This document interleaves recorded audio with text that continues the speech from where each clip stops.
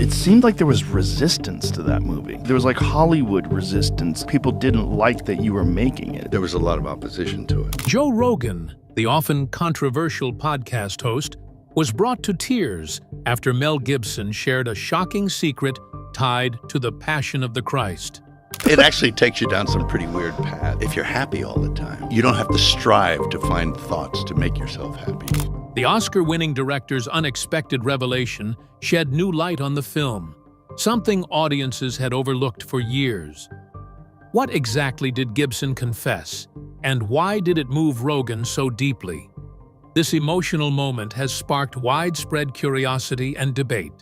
Join us as we delve into Gibson's surprising admission and uncover the hidden truth that left one of podcasting's biggest voices visibly shaken. When Joe Rogan sat down with Mel Gibson. In a touching and unforgettable talk, Joe Rogan invited actor and filmmaker Mel Gibson onto his show. The main topic of their conversation was Mel's famous movie, The Passion of the Christ. As they spoke, Mel opened up about why this movie meant so much to him. He explained that The Passion of the Christ wasn't just another film. It was something very personal, a story he felt deep in his heart. Mel said he wanted to show the final hours of Jesus' life in the most honest and powerful way possible. Mel shared how he used the 4 Gospels from the Bible to tell the story. He also added other Bible verses to make the story even deeper and more meaningful. He spoke about how hard it was to create a film with so much emotion and sadness, but how important it was for him to do it right. Joe Rogan was very curious about how people reacted to the movie. Mel admitted that while many people praised it, some found it very intense. But no matter what, Mel stood firm. He believed this was a story that the world needed to hear and feel. Their conversation gave everyone a beautiful look into Mel Gibson's heart, showing his passion for storytelling, his faith, and his courage to take on such a powerful project. This interview exposed secrets we never knew about, both in the church and in the movie. But before that, let's look at the movie and all it was all about to help us remember and understand what we missed. The Passion of Christ. The movie, The Passion of the Christ, directed by Mel Gibson, is a very touching and emotional film. It's based mostly on the 4 Gospels in the Bible: Matthew, Mark, Luke, and John. It also includes moments from other parts of the Bible to make the story even deeper and more meaningful. From the very beginning, the movie shows how the Old and New Testaments come together. The first scene opens with a beautiful, sad moment. Jesus is praying in a quiet garden at night. His closest friends, Peter, James, and John, are with him, but they fall asleep. Jesus feels very sad and troubled because he knows what is about to happen. While he prays, a dark figure appears. It's Satan trying to tempt him. Jesus begins to sweat drops of blood because of his deep sorrow. A snake appears next to Satan, but Jesus crushes its head, showing that love and goodness are stronger than evil. Meanwhile, one of Jesus' own followers, Judas Iscariot, has made a terrible choice. He agrees to betray Jesus for 30 pieces of silver. That night, he leads the guards to Jesus in the garden. Peter tries to protect Jesus by cutting off a soldier's ear, but Jesus gently heals the man and tells Peter to stop. Then, the soldiers take Jesus away. Far away, Mary, Jesus' mother, wakes up with a heavy heart. She feels something is wrong. She talks with Mary Magdalene, and soon John comes to tell them Jesus has been taken. Together, they hurry to find him. At his trial, many people lie about Jesus. Some priests quietly believe in him, but are too afraid to say so. When asked if he is the Son of God, Jesus bravely says yes. This makes the high priest, Caiaphas, furious. He tears his clothes and demands Jesus be put to death. Outside, Peter watches from a distance. 3 times, people ask if he knows Jesus, and 3 times he says no, just like Jesus had sadly predicted. When Peter realizes what he has done, he runs away, crying. Judas also feels deep regret. He tries to return the silver coins and stop what he started, but the priests refuse to listen. Full of guilt, Judas leaves and takes his own life. The next day, Jesus is brought before Pontius Pilate, the Roman governor. Pilate's wife, Claudia, warns him that Jesus is a good man. Pilate questions Jesus and finds him innocent. Hoping to avoid trouble, Pilate sends Jesus to King Herod. But Herod only mocks Jesus and sends him back. Pilate then asks the crowd if he should free Jesus or a criminal named Barabbas. Shockingly, the people choose Barabbas. Hoping to calm them down, Pilate ordered Jesus to be whipped. The Roman soldiers beat Jesus cruelly. They make fun of him, put a crown of thorns on his head, and laugh. Afterward, Pilate shows Jesus to the crowd, hoping they might feel pity. But the leaders demand his crucifixion. Pilate, afraid of unrest, gives in. He washes his hands in front of everyone to show that he won't take the blame. Jesus is given a heavy wooden cross to carry. The path is long and harsh. Soldiers push and hit him, and people watch. On the way, Jesus sees his mother. Their eyes meet, full of pain and love. A kind woman comes forward and wipes Jesus' face, but the soldiers pull her away. Jesus becomes very weak. A man named Simon of Cyrene is forced to help carry the cross.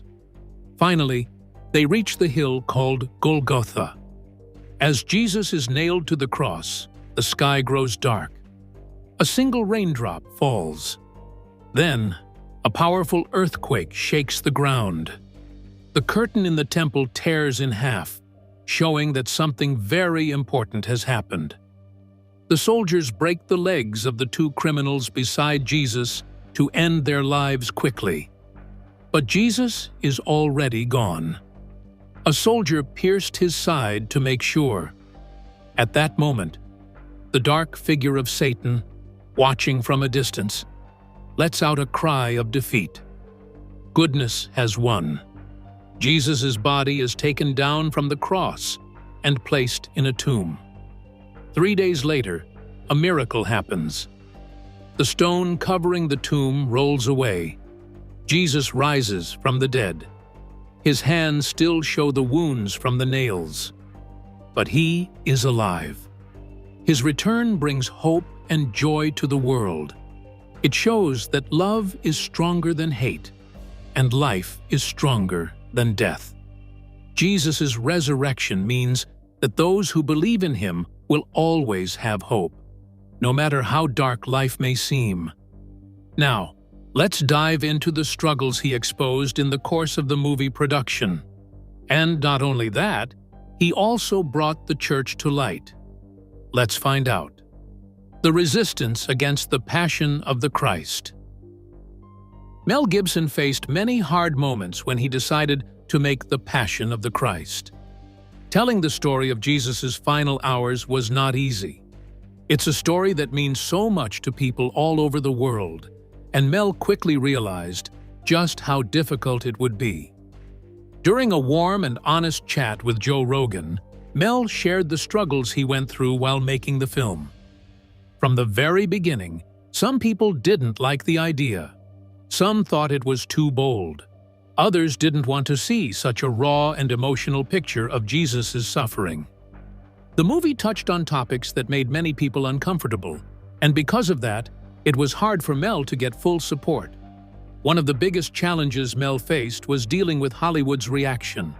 He noticed that movies about Christianity didn't always get the same care and respect as movies about other religions. In the film industry, Christian stories often seem to be treated with less kindness. Mel could feel a certain discomfort in Hollywood when it came to a movie like The Passion of the Christ. Some people thought the message was old-fashioned or too serious. But even with all these problems, Mel didn't give up. Coming from a Catholic family, his faith was very important to him. This movie was more than just a job. It was a mission from the heart. Mel believed it was a story about love, sacrifice, and hope for everyone, no matter where they came from. Even when critics attacked the film, people spoke badly about him, and doors closed in his face. Mel stayed strong. Instead of letting it break him, the tough moments made him even more determined. He believed that some stories must be told, even if they make people uneasy. Dark secrets inside the church. Many people see the church as a peaceful place, full of hope and faith. It's a place where we come together to pray, find comfort, and feel connected to something greater than ourselves. But behind the beautiful buildings, the shining altars, and the long history, there are some painful truths that have been hidden for a long time. In a heartfelt conversation, Mel Gibson opened up about these secrets. He spoke about how hard it was for him to face the truth because the church has always been close to his heart. Growing up in a Catholic home with strong Christian values, he never imagined that people in power would abuse the trust of those who believed in them. One of the hardest things for Mel to accept was how some church leaders protected those who hurt children. He spoke about figures like Theodore McCarrick and Cardinal Wuerl, who were supposed to care for their followers but instead covered up terrible actions. Sadly, it wasn't just a few bad people. Even some of the highest leaders in the church have been accused of hiding these truths. Mel had hoped Pope Francis would bring change, but he too has been accused of keeping uncomfortable secrets. Over time, the Catholic Church, which started with a simple mission of love and faith, has become one of the oldest institutions in the world. And while it still holds beauty and history, it's clear that something has gone wrong. Mel shared his concerns about how the church has moved away from its original purpose. It seems that there are two versions of the church today, one that's focused on its real mission, and another that hides behind a mask, trying to protect its own agenda. He also told an interesting story from the 1950s about the Vatican and the selection of a new pope. For the first time in history, the smoke from the chimney showed both black and white smoke, a sign that something unusual was happening. Some believe this could be a sign of a hidden power struggle in the church, something no one wanted to talk about. Mel also spoke about the selection of Pope John XXIII. The name he chose was unusual because it was the same name an impostor had used years before. This added to the mystery and made people wonder if there were deeper reasons behind the decision. The Vatican, while filled with art, history, and riches, is more than just a beautiful place. It's its own small country with its own rules, and it's hard to hold people accountable for their actions within its walls. Sadly, some priests who were accused of hurting children were simply moved to other places instead of being punished. One case even involved a priest who had hurt over 100 children and was then sent to a new church where he harmed more innocent kids.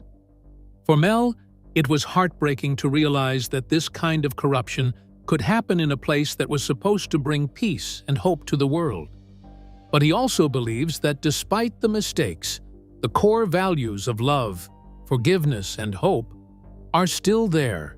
They are still what truly matter. Acknowledging the past is hard, but it's necessary for healing. Every great institution, made by humans, can be affected by greed and fear. The key is to face the wrongs, speak out, and work to make things better for the future. What were the controversies that were received from the release of the film? Stick with us. A film that stirred debate. Many experts in the film world admired what Mel Gibson had created. One well-known movie critic, Richard Corliss from Time magazine, called it a strong and touching film. He spoke about the amazing work that went into making it and how much emotion and personal belief Mel Gibson poured into the project. Corliss said that while the movie was difficult to watch at times because of its graphic scenes, it was filled with sincerity and deep passion. He admired the dedication Gibson showed in bringing this story to life, even though it wasn't an easy task. Another respected critic, Armand White, also appreciated Gibson's efforts. He compared Gibson's artistic talent to Carl Theodor Dreyer, a famous filmmaker known for creating movies filled with spiritual meaning. White found it interesting that Mel Gibson, a man mostly known for action-packed blockbuster movies, chose to tell such a thoughtful, deep, and emotional story. This wasn't a movie that people could casually watch while distracted. It demanded attention, reflection, and an open heart. One of the most famous and respected movie critics in the world, Roger Ebert, gave The Passion of the Christ a perfect rating of 4 stars out of 4. He described it as the most powerful and intense film he had ever watched.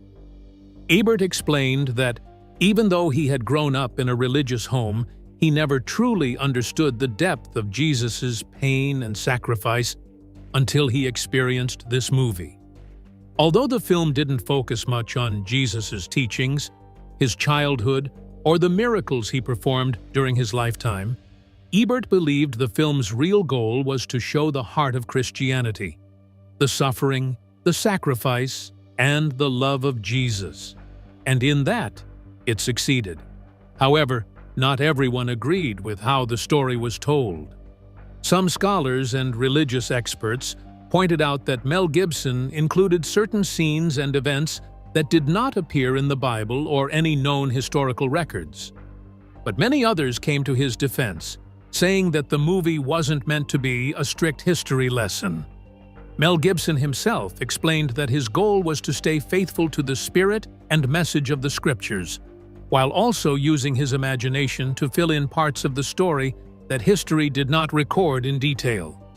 One example of this artistic freedom was a scene in the movie where Judas Iscariot, the man who betrayed Jesus, was haunted by demons who appeared in the form of children. This dramatic moment was not in the Bible, but it showed the movie's idea of guilt, punishment, and inner torment in a chilling way.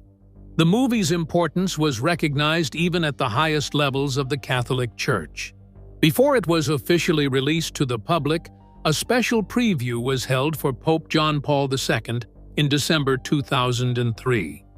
The Pope watched the film in his private residence along with one of his trusted aides. It was reported that the Pope was deeply moved by the film, though a famous quote linked to him after the screening was never officially confirmed by the Vatican. Despite the strong emotions the film inspired in many viewers, it also stirred up serious controversy. Several Jewish organizations, religious leaders, and community members raised concerns about how the movie portrayed Jewish people, especially the religious leaders during Jesus' time. Even before the film was released, some people worried that it might bring back old and dangerous stereotypes about Jewish people being responsible for Jesus' death. They feared it might reopen wounds from a long history of unfair blame, discrimination, and violence. To address these fears, a joint committee made up of members from the United States Conference of Catholic Bishops and the Anti-Defamation League carefully reviewed the movie's script before it appeared in theaters. Afterward, they released a statement sharing their serious concerns.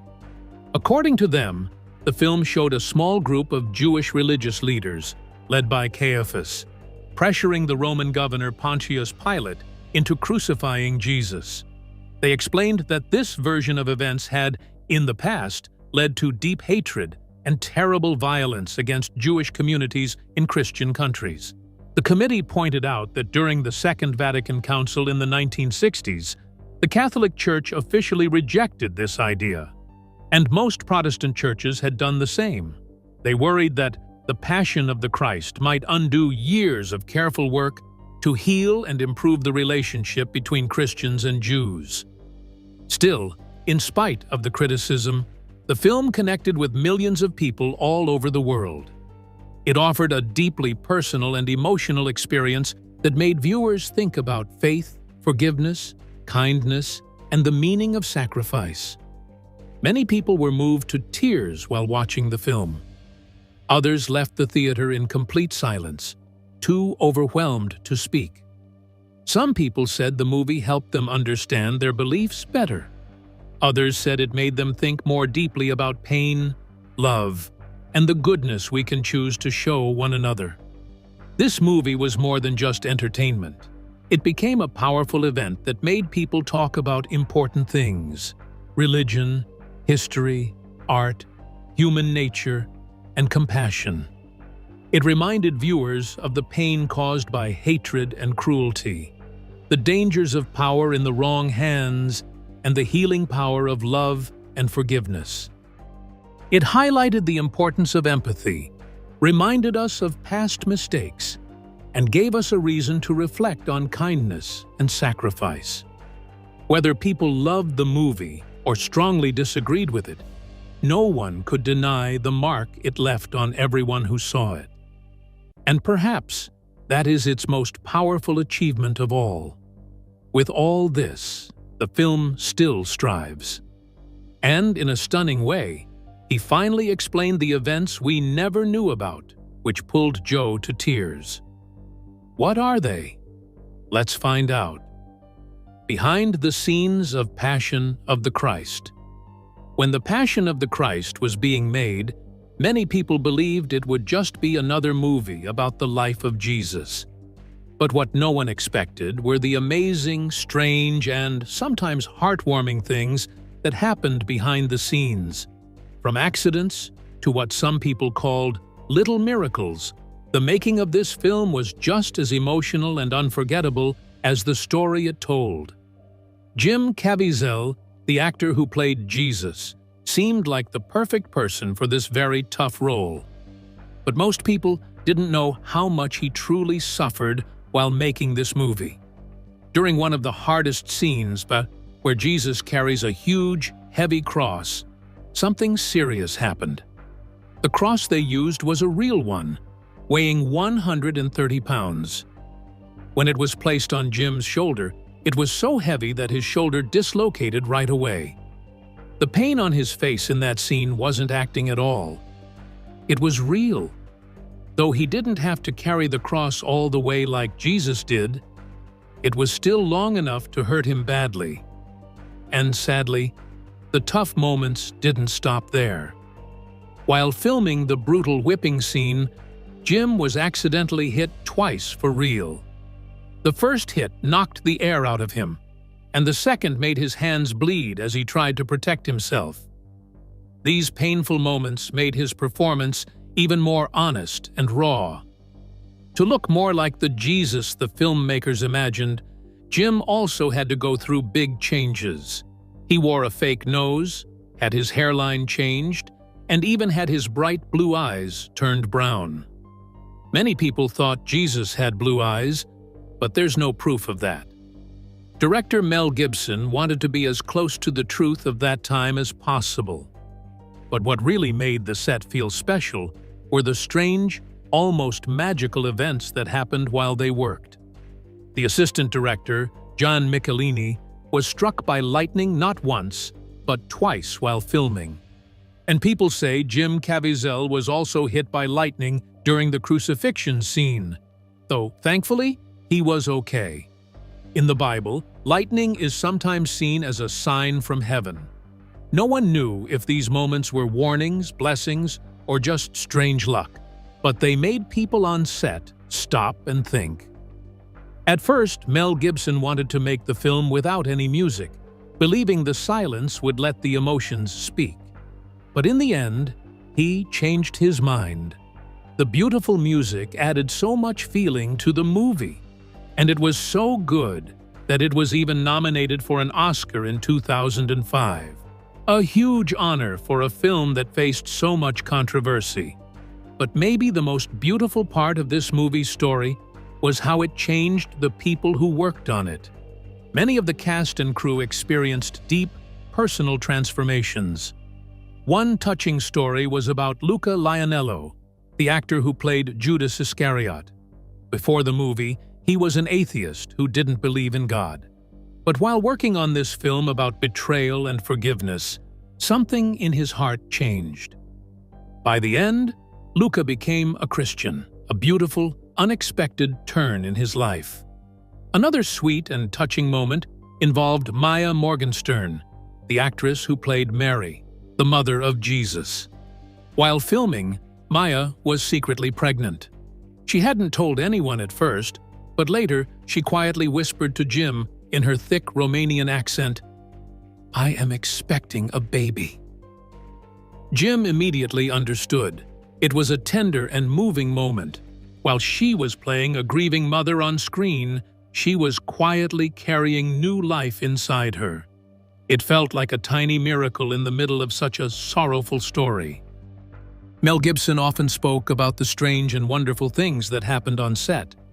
He was convinced that something special, something bigger than all of them, was happening during the making of this film. One of the sweetest stories he told was about a little 6-year-old girl who was part of the crew. She had suffered from epilepsy since she was born, having up to 50 seizures a day.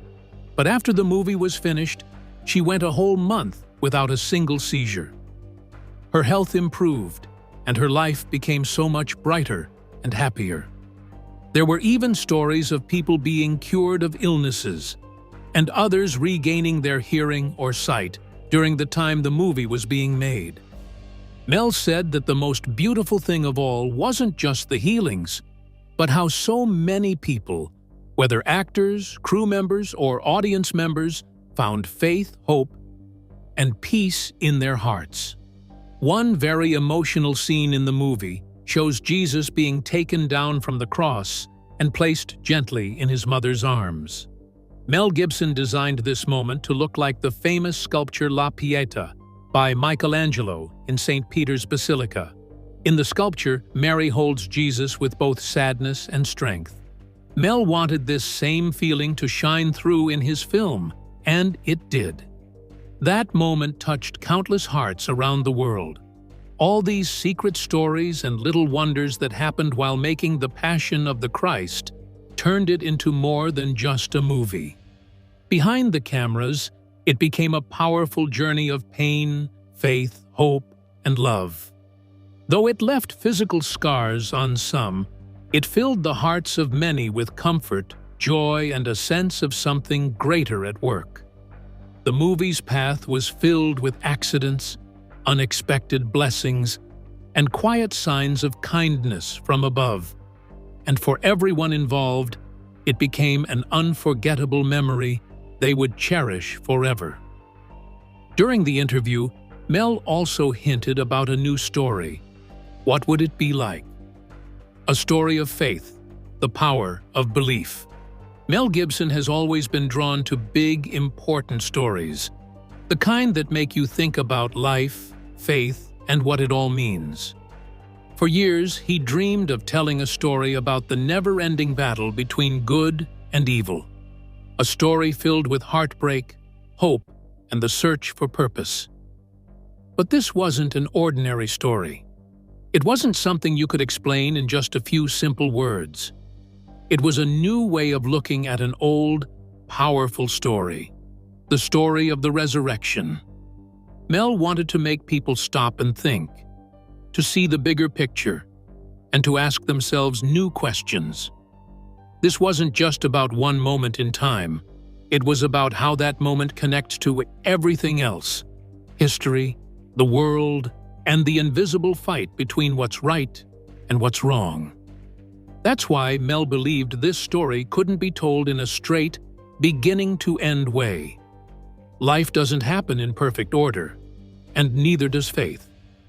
To really understand why that story matters, you need to know about the people who lived it, the world they lived in, and the feelings they carried. Mel didn't take on this huge idea alone. He worked closely with his brother and writer Randall Wallace. Together, they spent 6 to 7 years shaping this dream into something real. It wasn't easy. There were a lot of hard days tough talks, and deep discussions about what they wanted people to feel and learn from this film. Of course, they used the Bible as a guide, but they also studied other old books and documents. Mel has always believed that the Gospels aren't just old stories or legends. He sees them as real history. Some people might call them myths, but Mel is convinced that the events in those pages truly happened. He points out that every one of Jesus' closest followers, the apostles, was willing to face death for what they believed. To Mel, that says everything. After all, who would pass away for something they knew was a lie? Even today, the idea of resurrection, that someone could be executed and then rise from the dead 3 days later, is a hard thing for many people to believe. Mel understands that. It's a lot to take in. Believing in something so miraculous can be one of the hardest parts of faith. Mel says that for a long time, he believed in things simply because the people around him did. But as he got older, he started searching for answers on his own. Little by little, he came to understand what he truly believed and why. This new project he's working on isn't just about retelling a well-known story. It's about looking at it through fresh eyes, placing it within a larger conversation about history, beliefs, and the choices people make between good and evil. Mel wants the movie to ask the hard questions. And he wants audiences not just to hear the story, but to feel it in their hearts. What makes this film so special to Mel is that it's not about money or fame. It's about sharing something deeply meaningful. It's about opening people's hearts and making them think about life, love, and faith in a way they might never have before. He hopes that when people see this film, they won't just be watching a story. They'll be experiencing it. For Mel, this movie is a message, a quiet, powerful one, that says we're all part of something bigger than ourselves. And sometimes, in the darkest moments, there's still hope. There's still light. And most importantly, there's still meaning. If you enjoyed this video, like and subscribe, and also click the next video shown on your screen.